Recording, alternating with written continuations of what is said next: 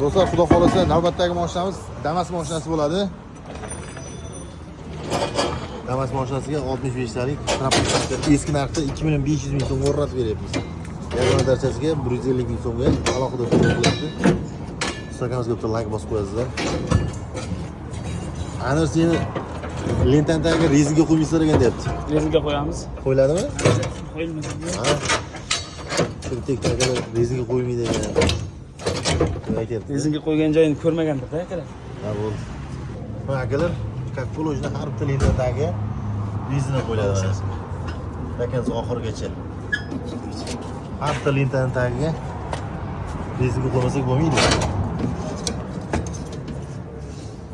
Dakansiz oxirigacha.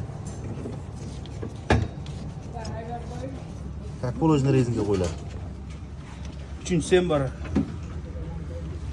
Do'stlar, mana ko'rganlaringizda, xudo xolasa, hammasiga rezina qo'yilgan.